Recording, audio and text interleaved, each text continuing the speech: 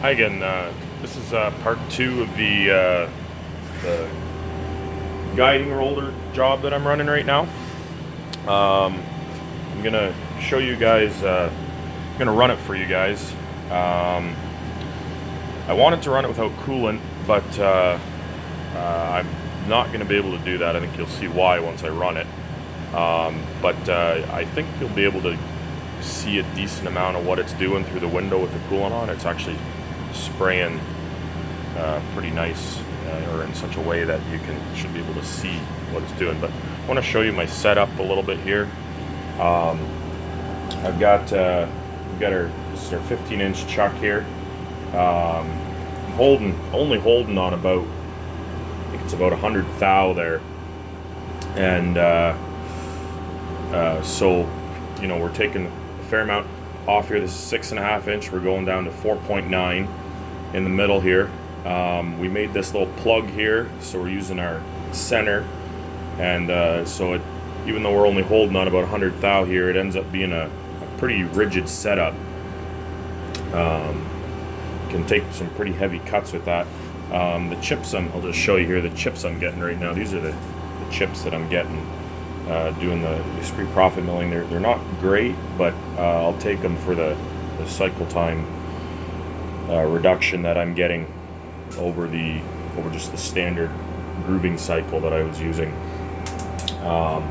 These are the two kind of metal inserts I'm using. This I'm using for the finish pass. Probably could have used a narrower insert, full rad. I think there's 3 mil rads in the bottom of the groove, but I didn't have a 6 mil wide or less full rad insert that could go deep enough for this, so I had to use this flat insert here. It's 8 mil wide. It works pretty good. My only issue is I don't have it here. I'll maybe show you after. I'm getting a little bit of, when I'm coming down in here, I'm getting a little bit of vibration on the finish pass, and for what these are, it's acceptable, completely acceptable, but I would like to get rid of that, but I don't think I'm going to be able to in this run here. This is my roughing insert down here. It's a full rad. You need a full rad to properly use Esprit's profit turning, so I'll show you how that works. You're not going to get a really good view of it. You're not going to get a really great view of it with the door closed and the coolant on, but you can kind of see how what it does is it rolls into the material rather than, you know, a regular grooving turning pass where you're zigzagging or whatever is going to go straight in, often a little deeper than and then it comes back and goes across, and it works all right, but it doesn't allow for really high feed rates. I would typically max out at about 12 thou per revolution at about 50 to 75 thou depth of cut on here, going back and forth. What I'm doing now with this insert, I'm going 750 surface feet per minute, and I'm actually going 45 thou per revolution across here, so it's pretty fast, but because it rolls in, it's a very smooth transition. It cuts really nice. You'll see that here. So I'm gonna start this up here and you'll see how this runs. So this already here, make sure you can see that good.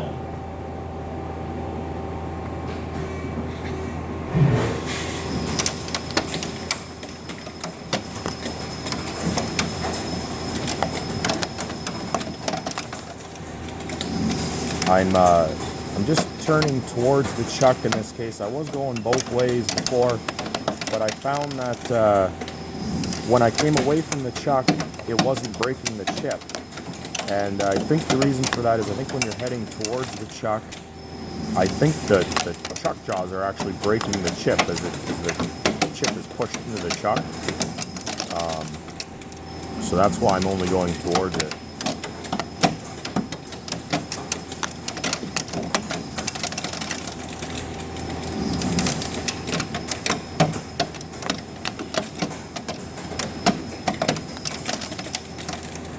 You hear the chips are pretty big, heavy chips there hitting the door.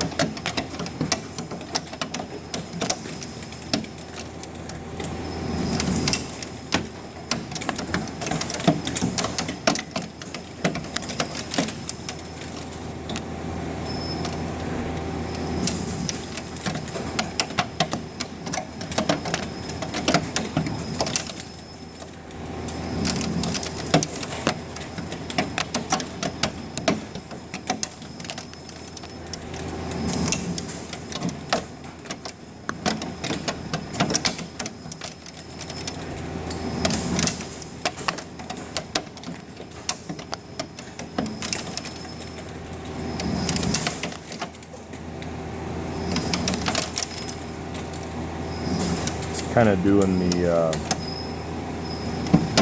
chewing out the corners there.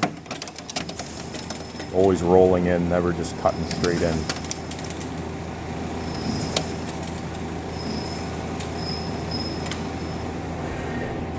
And I don't know how much you could see from the end there, but this is that's why that there and that down there. I don't know if you can see that. That's why I was afraid to run without coolant. I clearly need a mist collector on this machine. I'm going to get that at some point, but we don't have one here yet, so we got that going on. But it's running the finish pass right now, which is pretty standard, and that's the vibration that I'm getting in the corner there. But I want to show you the chips I was getting before when I was just doing the straight pass. They're actually pretty nice. Some big, heavy chips there. That's in a standard grooving cycle. That's exactly what you want there. So, but like I said, my cycle time was 7.5 minutes before, and I'll show you here. We got put another 20 seconds on this cycle right now. See the smoke was just pouring out of there. kind of crazy.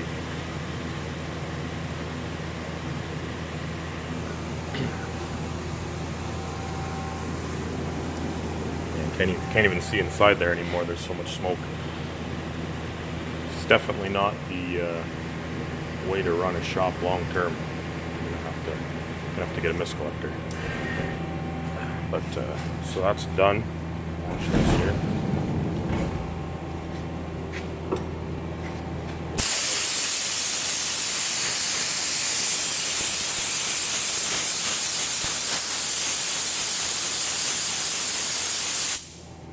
Definitely would not expect anyone working for me to have to deal with that. But getting a little bit of chips wrapped up here on the finish tool. But so this is the part here. I'll just blow it off again. This is the chatter here I'm talking about. It's not a great finish on there, but what these are is they're gonna roll on a I believe it's a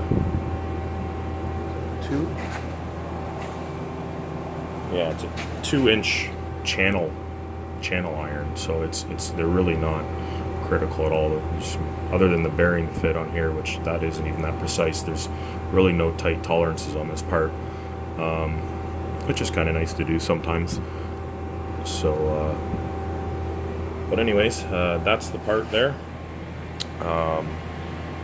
I'll have to make some more videos for you guys if you want them anyways. So thanks for listening.